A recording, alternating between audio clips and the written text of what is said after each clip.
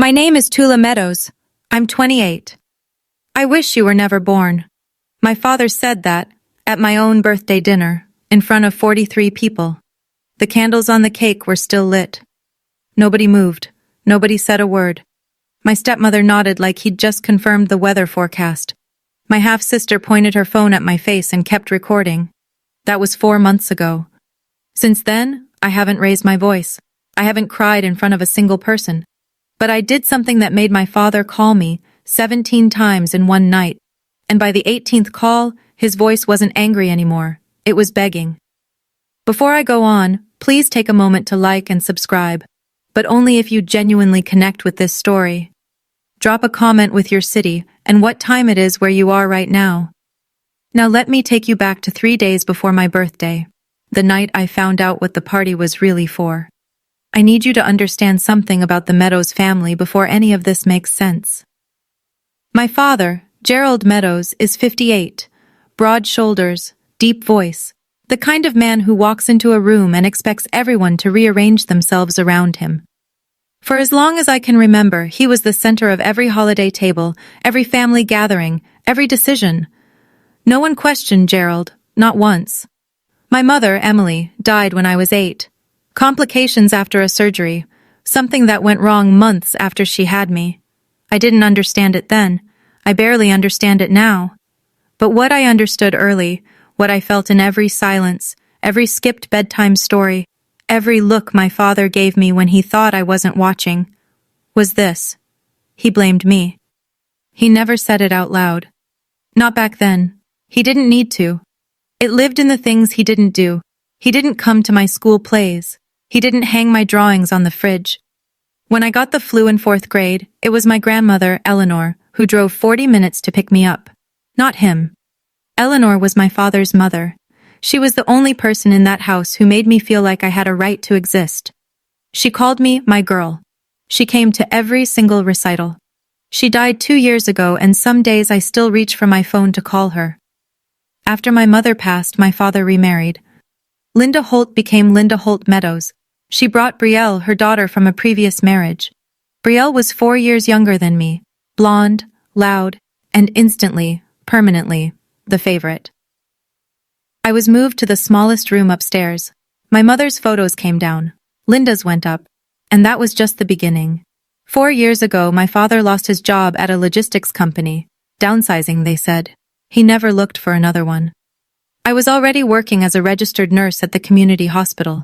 12-hour shifts, night rotations, the kind of tired that sits behind your eyes and doesn't leave.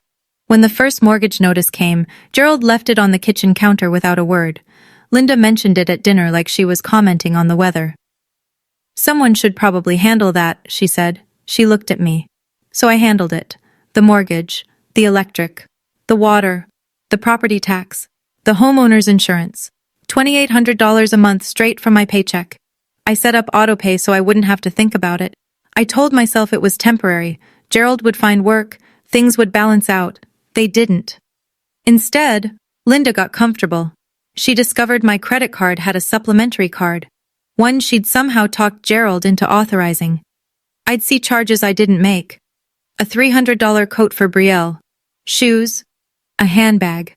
Then a $1,200 designer bag charged 3 weeks before my birthday. When I brought it up, Gerald shut me down in 4 words. She's your sister, Tula. She wasn't. But I stopped correcting him years ago. What kept me quiet was a promise. Eleanor, in her last weeks, held my hand and said, "Keep this family together, my girl. They'll fall apart without you." I believed her. I thought if I just kept paying, kept showing up, kept being the responsible one, eventually they'd see me. Eventually my father would look at me and see something other than the daughter who cost him his wife. I was wrong. But that $1,200 bag? That was the first crack. 3 nights before my birthday, I came home from a double shift at 1 in the morning. The house was supposed to be dark. It wasn't. A light bled from under the kitchen door, and I could hear voices, low, deliberate, the kind people use when they don't want to be overheard.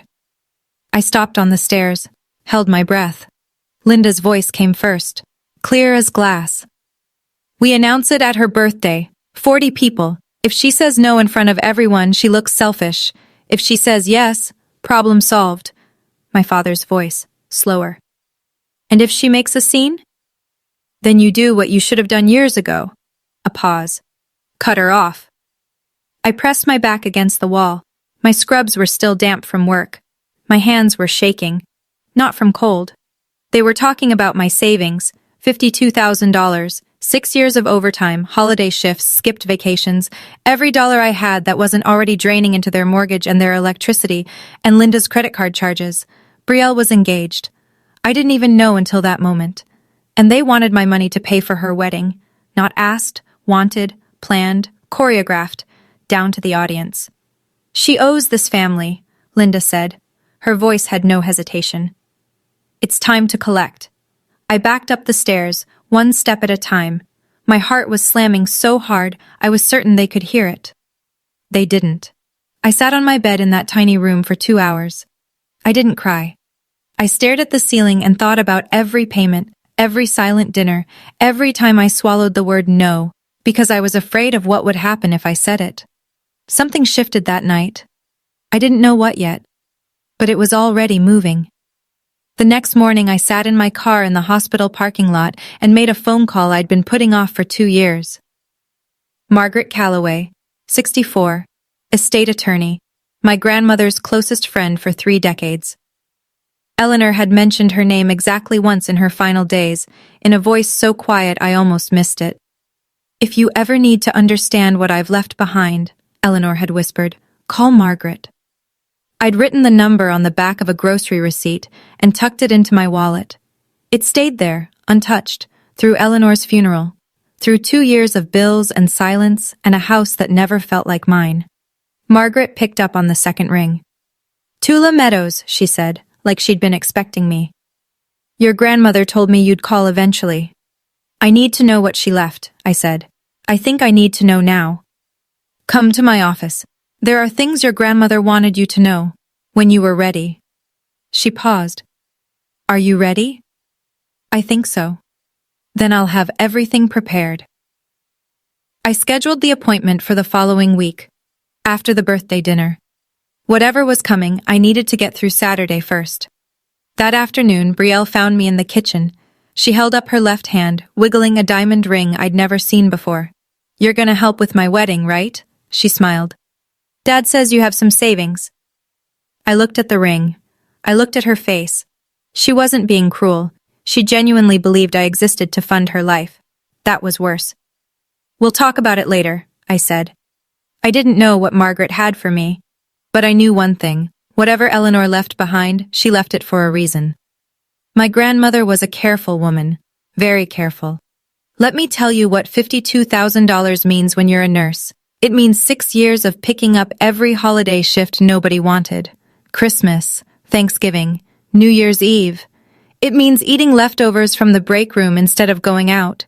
It means driving a car with 200,000 miles on it because the monthly payment on a new one would slow the savings down. That money was supposed to be my way out. A down payment on a small place of my own. A life that didn't revolve around auto-pay transfers to a house where nobody thanked me. If I gave it to Brielle's wedding, I'd be starting from zero at 28 with nothing to show for a decade of work. No safety net, no future, just a pretty reception I helped pay for and a seat at the back of the church. But here's the thing that burned the most. It wasn't the money, it was the pattern. When I was 18, I applied for a nursing scholarship. Full tuition. I got accepted. The letter arrived in a white envelope addressed to me, and I never saw it. I found out 2 years later, by accident, when a former teacher mentioned it at a grocery store. Didn't you take that scholarship, Tula? You were the top candidate. I went home and searched, found the opened envelope in my father's desk drawer, shoved behind old tax forms. He'd read it. He never told me. When I confronted him, he didn't even flinch. You weren't ready, he said. You would have failed. I paid my own way through nursing school. Loans, night shifts at a diner, 3 years of sleeping 4 hours a night. Every time I built something, he found a way to take it. This time, I decided to stop handing him the hammer. In the Meadows family, Gerald was the oldest brother. That meant something. In our family, The oldest didn't just lead, he narrated. He decided who was generous and who was selfish, who was loyal and who was difficult. The rest followed because it was easier than fighting. My Uncle Roy was the only person who ever pushed back. He's Gerald's younger brother, a carpenter. Quiet guy, hands like sandpaper, the kind of man who says 10 words where other people say 100. 5 years ago, at Thanksgiving, Roy looked across the table and said, "Gerald, you're too hard on that girl." That was it. One sentence. Gerald didn't yell. He simply stopped inviting Roy to anything, stopped returning his calls. Within 6 months, Roy was erased from every family gathering like he'd never existed. That's what I was facing. Not just my father, the entire architecture of a family built around his version of events. 2 days before the party, Linda started making calls. I know because I heard her from the hallway, on speakerphone, cycling through aunts and cousins with the same rehearsed script. "Tula's been so difficult lately. She won't help with anything. Gerald gives, and she just takes." She called Aunt Patricia, Cousin Hannah, even my father's old college friend, planting seeds, framing the story before I ever got a chance to tell mine. Then my phone rang. It was Aunt Patricia. "Honey, what's going on? Your father says you've been giving them a hard time." I stood in my room, phone pressed to my ear, and realized the trial had already happened. The verdict was in, and I hadn't even been allowed to testify. I was walking into that birthday dinner already convicted. The only question was whether I'd accept the sentence. The night before my birthday, I stood in the bathroom and looked at myself in the mirror for a long time. Dark circles under my eyes from a 56-hour work week. Hair pulled back in a knot I hadn't bothered to fix. My scrubs still smelled like antiseptic. This is what a person looks like when they've been hollowed out slowly, I thought. Not by one event, by 1,000 small ones. 1,000 moments where someone said, "You're not enough," without ever using those words. Linda's voice carried through the wall. She was on the phone again. I could hear the tinny echo of speakerphone from the master bedroom. "She's always been jealous of Brielle. You know how it is. Some kids just don't have it in them to be grateful." I pressed my ear to the wall. I couldn't help it. "Gerald's given her everything," Linda continued. "A roof, food, stability, and she can't even do this one thing for her sister? Honestly, I don't know what Emily would think." Emily. My mother's name. In Linda's mouth, used as a weapon. My hands went flat against the wall. I closed my eyes. For a second, just 1 second, I wanted to open that door and scream. Scream until the neighbors heard. Scream until someone in this house finally understood what it felt like to be me. But I didn't. Because screaming was what they expected. Screaming was what Linda had prepped 43 people to witness. The dramatic, ungrateful stepdaughter, making a scene.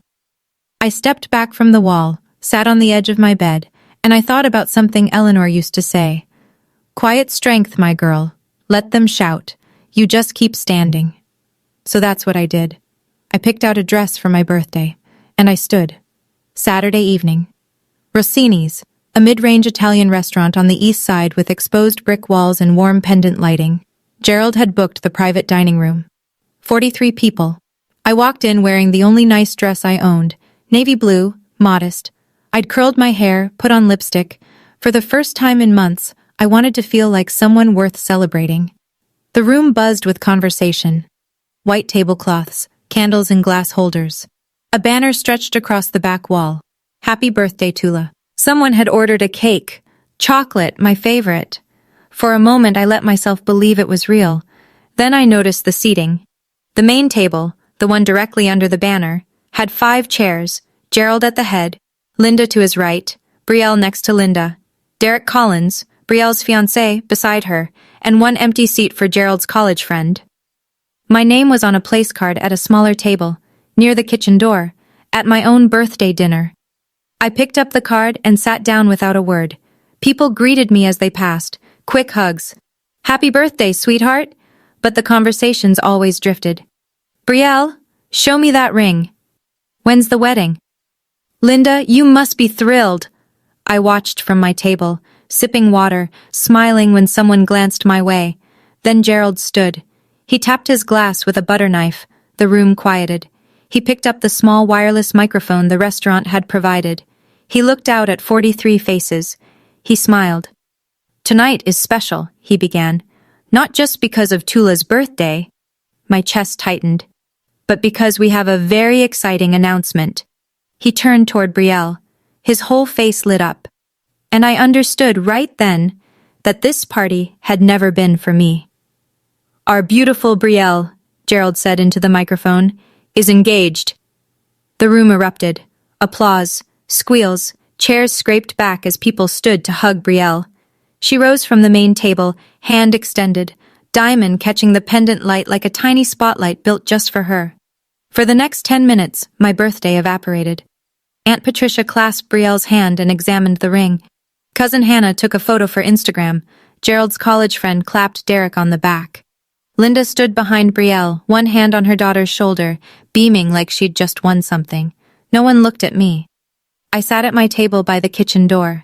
The cake with my name on it sat untouched at the end of the buffet. The candles hadn't been lit. Derek caught my eye once. He was standing slightly apart from the circle around Brielle, his jaw tight. He gave me a look I couldn't quite read, not pity exactly, something closer to recognition.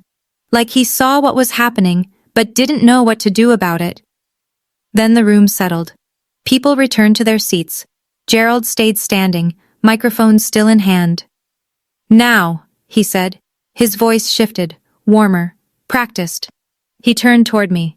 "Tula, honey, come here for a second." 43 people looked at me. I stood, walked to the main table. My heels clicked against the tile floor.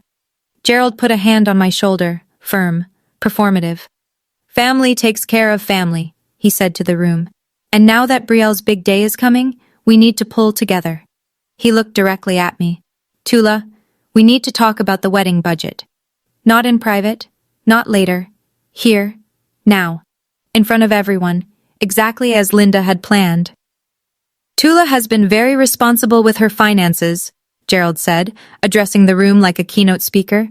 "She's been saving for years, and I know she'll want to help her sister have the wedding she deserves." He squeezed my shoulder. The pressure said, "Agree." I stood still. Linda leaned forward in her chair. She dabbed her eye with a napkin, a gesture so practiced it could have been choreographed. "It's what your mother would have wanted, Tula." The room went soft. A few people murmured. Someone whispered, "Oh, Emily, my mother, my dead mother, used to guilt me into writing a check in front of 43 witnesses." I felt the blood rise to my face. My pulse was so loud I was sure the people at the nearest table could hear it. "This is my birthday dinner," I said. My voice came out steady, quiet. "Can we not do this here?" Gerald's smile thinned. His hand dropped from my shoulder. "Another time?" He shook his head slowly. "You always say another time, Tula. Not now. Never when it matters." His volume climbed. Not shouting. Gerald never shouted. He commanded, "I have given you a home, a family, 20 years of patience, and you can't do this one thing?" The room was a held breath, forks down, napkins still. Aunt Patricia stared at her plate. Cousin Hannah gripped her water glass. Brielle pulled out her phone, tilted the screen toward me. A tiny red dot blinked in the corner. Recording. I looked at the dot. I looked at Brielle. Her thumb hovered over the screen. For 1 second, her hand trembled, like she almost lowered it. She didn't. Gerald stepped closer. His face was red now. "If you can't do this one thing for your family..." He didn't finish. Not yet. I spoke before he could finish. "I'm not giving away my savings, Dad." My voice didn't waver. "That money is for my future." The room shifted. Someone inhaled sharply near the back. I could feel 43 sets of eyes on my skin like heat lamps. Gerald stopped moving. His jaw tightened. Something behind his eyes went flat, like a switch being flipped. He stared at me for what felt like a full minute. It was probably 5 seconds. Then he said it. "I wish you were never born." Not screaming, not whispering, just stating it. The way you'd read a line from a receipt. Factual, final. The room didn't gasp. It froze. Sound left the space entirely. I could hear the muffled clink of dishes from the kitchen behind the wall. The instrumental music from the overhead speakers suddenly felt obscene, like someone playing a flute at a car accident. Aunt Patricia set her fork down very slowly. Linda didn't speak. She simply looked at Gerald, then at me, and nodded. One small, certain nod. As if she'd been waiting for this sentence for years. Brielle's phone was still pointed at my face. Her hand was shaking now, but she didn't lower it. Derek, behind Brielle, pushed his chair back from the table, not standing, just creating distance. His expression had gone tight, closed, like a man recalculating something he'd already decided. I felt something crack inside my chest. Not break, crack, like ice on a pond in early spring, quiet, deep, the kind of fracture you can't see from the surface. I looked at my father. I looked at the room full of people who heard those words and chose silence. And I made a decision. I didn't cry.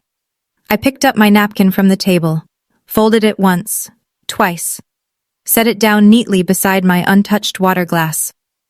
I looked around the room one more time. 43 people. Some stared at their plates. Some looked at Gerald. A few looked at me. With what? Pity? Shock? I couldn't tell anymore. It didn't matter. Nobody spoke. I turned to the room and said the only thing I had left. Thank you all for coming to my birthday. Then I picked up my bag from the back of my chair, walked across the dining room, and pushed through the door. The night air hit me like cold water. I made it to my car in the parking lot before my hands started shaking. I sat behind the wheel for 3 minutes, gripping it, breathing through my nose like I was coaching a patient through a panic episode. Then I reached for my phone. One contact. One call. Margaret Calloway picked up on the first ring, at 10:15 on a Saturday night. Margaret, I said. I want to come in tomorrow. I'm ready. A pause. Then her voice. Calm, unsurprised, like she'd been keeping a seat warm. I'll have everything prepared, Tula. 9 a.m. I hung up. I didn't know what everything meant yet. I didn't know what Eleanor had left behind, or why Margaret had been waiting for my call for 2 years. All I knew was that my grandmother had never done anything without a reason. She was deliberate about her recipes, her garden, her Sunday phone calls. She would have been deliberate about this too. I turned the key in the ignition and pulled out of the parking lot. I didn't look at the restaurant in the rearview mirror, not once. 6:30 a.m. The house was silent. I'd packed the night before. One suitcase, one duffel bag, only things that were mine, clothes, my nursing license in its frame, a photo of Eleanor and me at the county fair when I was 11. I left everything else.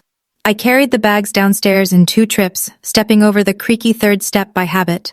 No one stirred. Gerald's snoring rumbled from behind the master bedroom door. Linda's sleep mask was probably still on. At the kitchen table, I sat down and opened my laptop. 15 minutes of precise, quiet work. First, I transferred my savings to a new account at a different bank. Every cent moved. Second, I called the credit card company's automated line and canceled the supplementary card, effective immediately. Third, I confirmed the lease on a studio apartment 6 miles across town. I toured it the previous week on my lunch break without telling anyone.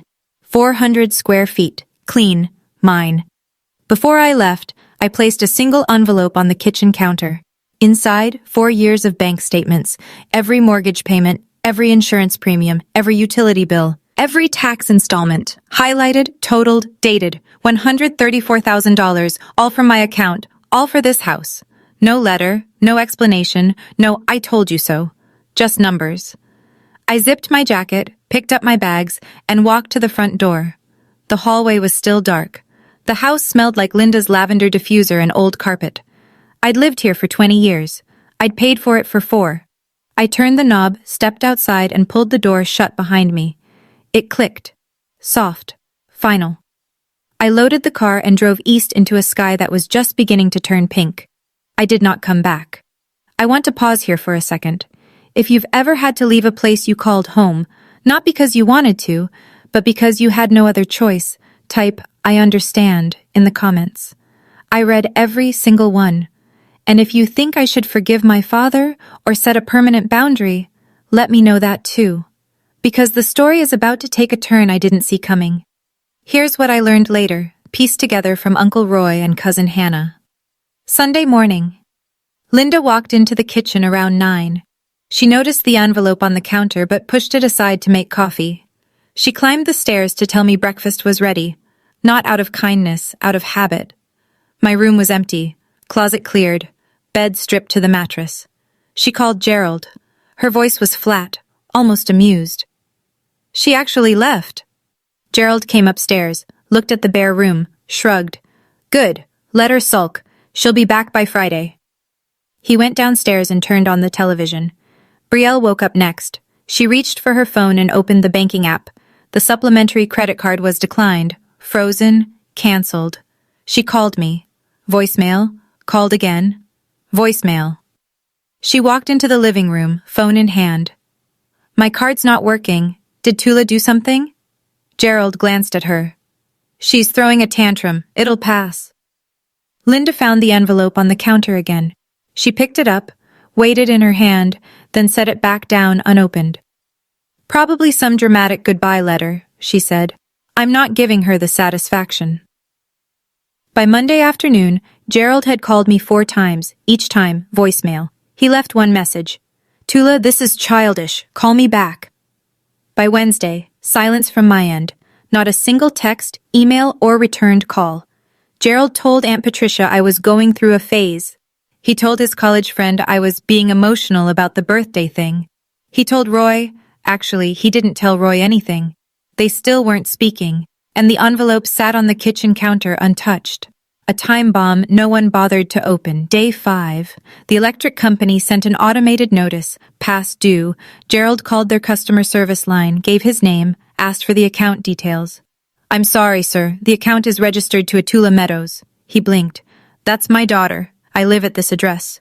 We can only discuss account details with the registered holder. He hung up, stared at the phone. Day 7, a letter from the bank. Not a bill, a formal notice. Mortgage payment overdue. He tore open the envelope standing at the mailbox. The name on the mortgage, Tula E. Meadows.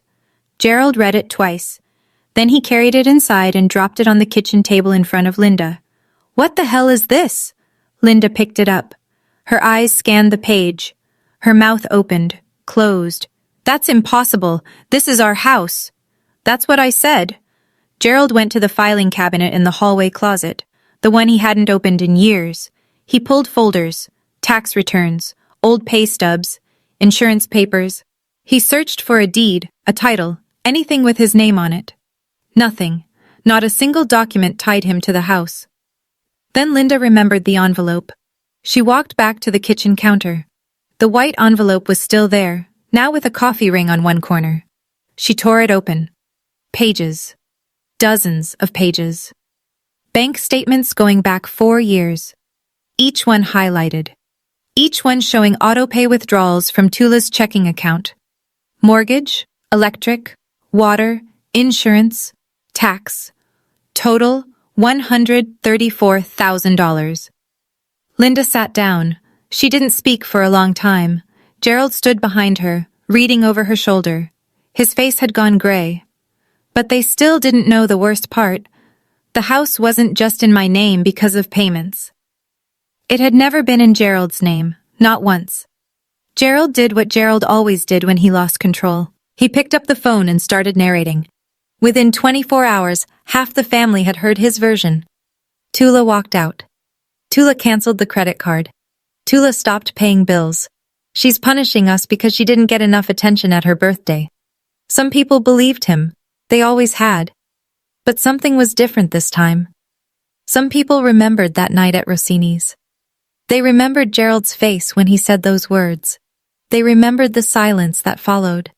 And they remembered that not a single person in that room, including themselves, had stood up. Cousin Hannah called me on a Thursday evening. I almost didn't answer.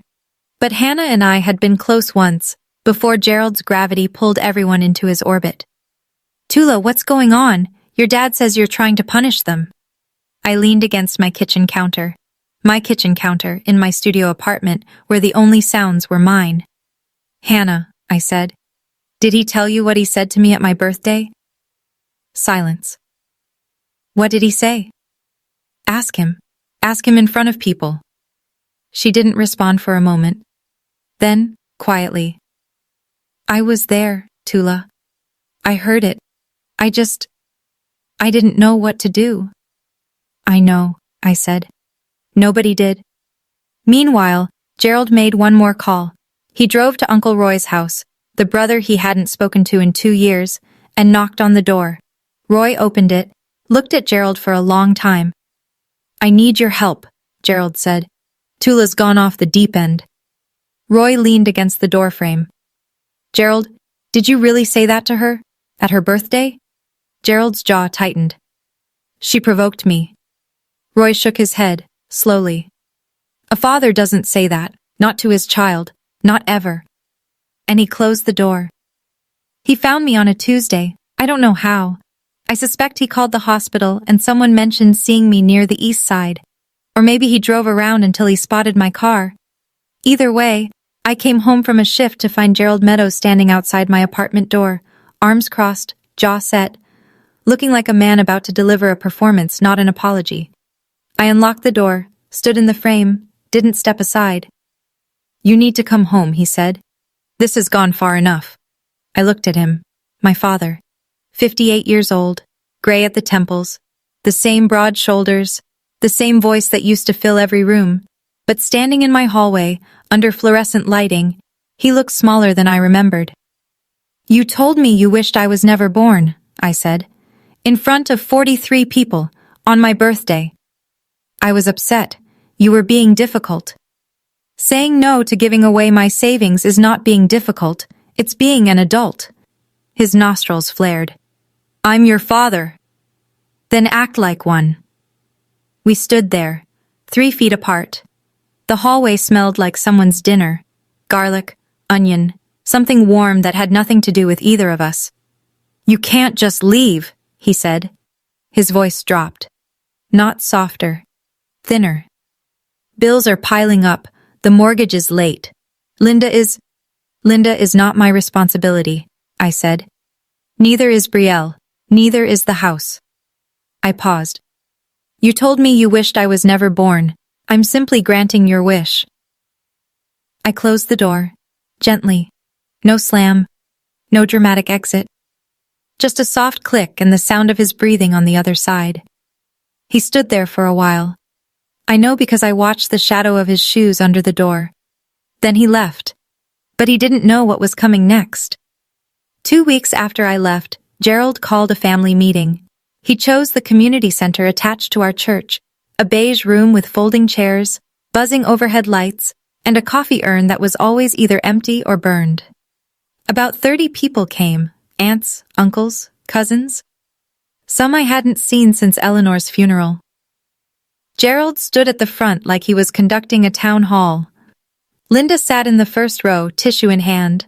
Brielle sat beside her, arms folded, phone face down on her lap for once. I asked everyone here, Gerald began, because we have a family situation that needs to be addressed. He launched into his version. Tula abandoned the family. Tula canceled the credit card. Tula stopped paying the bills. Tula is punishing all of them because of a misunderstanding at dinner. Linda dabbed her eyes, on cue. A few people nodded, a few shifted uncomfortably. Aunt Patricia kept her eyes on the floor. Gerald built to his closing argument. All I'm asking is that someone talks sense into her. She's hurting this family. That's when Uncle Roy stood up. He'd been sitting in the back row, quiet, arms on his knees. No one had expected him to come. Gerald certainly hadn't invited him. But Roy had heard about the meeting through Cousin Hannah, and he drove 40 minutes to be there. Gerald, Roy said. His voice was level, carpenter steady. Before you say anything else, did you invite Margaret Calloway? Gerald frowned. Who? Why would I? The side door opened. Margaret Calloway stepped in. 64 years old, gray blazer, reading glasses on a chain around her neck, a leather portfolio under her arm. She nodded once at Gerald. Mr. Meadows, I'm here on behalf of your daughter. She paused. And your mother. The room went dead silent. Margaret didn't rush. She set her portfolio on the folding table at the front of the room, opened it, and removed a single document in a clear plastic sleeve. My name is Margaret Calloway. I'm an estate and real estate attorney. I was Eleanor Meadows' legal counsel for 23 years, and her friend for longer than that. She placed the document flat on the table. 2 years before her passing, Eleanor Meadows executed a legal transfer of the property at 412 Birchwood Lane to her granddaughter, Tula Eleanor Meadows. The transfer was notarized, recorded with the county, and is fully binding. She slid the document forward. The deed, clear as daylight. Gerald stared at it. His face didn't move. "That's impossible," he said. "That is my house." Margaret looked at him over her reading glasses. "Your name has never been on the deed, Mr. Meadows. Your mother purchased the home in 1987. She chose who would inherit it." The room erupted in murmurs. Chairs creaked. Someone whispered, "Oh my God." Linda shot to her feet. "That can't be right. We've lived there for—" "You've lived there as permitted occupants," Margaret said, "not as owners." Gerald's hands gripped the edge of his chair. "My mother would never do this behind my back." Roy stood again. He'd been quiet until now. "She did, Gerald." His voice was low but firm. "I was there. I witnessed the signing." The room turned to Roy, 30 faces, recalculating. Gerald stared at his brother. "You knew?" "Mom asked me to be there. She said you'd understand eventually." Roy swallowed. "She also said you probably wouldn't." Gerald opened his mouth. Nothing came out. Linda grabbed Brielle's arm. Brielle shook her off, and Margaret calmly reached into her portfolio for the next set of documents. "In addition," Margaret continued, unclipping a thick stack of highlighted pages, "over the past 4 years, Tula Meadows has personally paid the full mortgage, homeowner's insurance, property tax, and all utilities for the property at 412 Birchwood Lane." She spread the statements across the table like a dealer laying out cards. Mortgage, $1,400 per month. Insurance, $380 quarterly. Property tax, $4,200 annually. Utilities, averaging $600 per month. She adjusted her glasses. Total personal expenditure, approximately $134,000. All documented, all from Tula's individual checking account. The room didn't erupt this time. It sank. The kind of silence where you can hear someone swallow 3 rows back. Aunt Patricia, the woman who had called me to ask why I was giving my father a hard time, pressed her hand over her mouth. Cousin Hannah stared at the table. Her eyes were wet. An uncle near the back leaned forward. "She paid for the whole house? This whole time?" "She did," Margaret said. "And during that same period, a supplementary credit card linked to Tula's account was used for personal purchases by other household members. Those charges were also paid by Tula." Linda's face went white. Not pink with embarrassment, white, drained. "She lived there for free," Linda blurted. That was her contribution to the family. Room and board." Margaret looked at Linda, not unkindly, but without a trace of indulgence. "Mrs. Meadows, Tula was paying the mortgage on a property she legally owns. If anything, she was subsidizing your housing." Someone in the back row let out a breath that was almost a laugh. Gerald hadn't moved. He sat with both hands on his knees, staring at the bank statements from 4 feet away, as if looking at them too closely might make them more real. These were numbers, not opinions. Numbers don't take sides. Aunt Patricia stood first. She was 61, 5'2", and had never raised her voice at a family gathering in her life. She looked at Gerald the way you look at someone you're seeing clearly for the first time. "Gerald," she said, "you stood in that restaurant and told that girl you wished she was never born. The girl who paid for your roof?" Gerald didn't answer. Cousin Hannah spoke next, her voice cracking. I called her. I called Tula and accused her of being selfish. She didn't even defend herself. She just asked if I knew what you said." Uncle Ray, Gerald's cousin from Ohio, crossed his arms.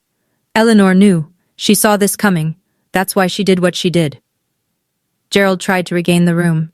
He straightened in his chair, squared his shoulders, and used the voice that had controlled this family for decades. "This is a family matter. Margaret, I think you should leave." Margaret closed her portfolio with one smooth motion. "I was asked to present a file. The file has been presented." She nodded once. "Good evening." She walked out the side door. No drama. No final word. Just a woman who had done exactly what she came to do. The door clicked shut. Gerald looked around the room. 30 faces. Not one of them was on his side. Roy sat back down, arms folded. Patricia shook her head. Hannah wiped her eyes. Linda grabbed Brielle's wrist. We're leaving. Brielle pulled her arm free. No, Brielle said. It was one word. Quiet. But Linda's head snapped toward her daughter like she'd been slapped. Brielle! I said no, Mom. It was the first time I'd ever heard Brielle refuse Linda anything. I wasn't in that room, but Roy told me about it later, and when he described that moment, even he sounded surprised. I want to ask you something real. If you were in my shoes right now, knowing everything you know, would you give Gerald a second chance, or would you draw the line for good? Type second chance or boundary in the comments. I read every single one, and I'd love to hear your take. Now let me tell you what I decided, because it wasn't simple. 2 days after the family meeting, Margaret sent a formal letter to Gerald and Linda. 60-day notice to vacate the property at 412 Birchwood Lane. It was typed on firm letterhead, sent certified mail. Every line was legally precise, procedurally clean, and completely within my rights as the property owner. I didn't send it myself. I didn't attach a personal note. Margaret handled it the way she handled everything, correctly. That night, Gerald called me 17 times. Calls 1 through 10 were angry. I know because I listened to the voicemails the next morning in order, like chapters of a book I already knew the ending to. You think this is funny? This is my family's house. You ungrateful. Click. Calls 11 through 15 shifted, harder to listen to. The anger started to crack, and underneath it was something thinner. Desperation. Tula, we can talk about this. Just tell Margaret to pull the letter back. I'll apologize. Is that what you want? Call 16 was silence. 28 seconds of breathing, then he hung up. Call 17. The last one. Gerald's voice stripped of everything. No authority, no performance. Tula, please. Where are we supposed to go? I sat on the edge of my bed in my studio apartment, morning light through the window, a mug of coffee going cold on the nightstand. I played that last voicemail twice. I didn't feel victory. I didn't feel satisfaction or vindication or any of the things people think you're supposed to feel when the person who hurt you finally breaks.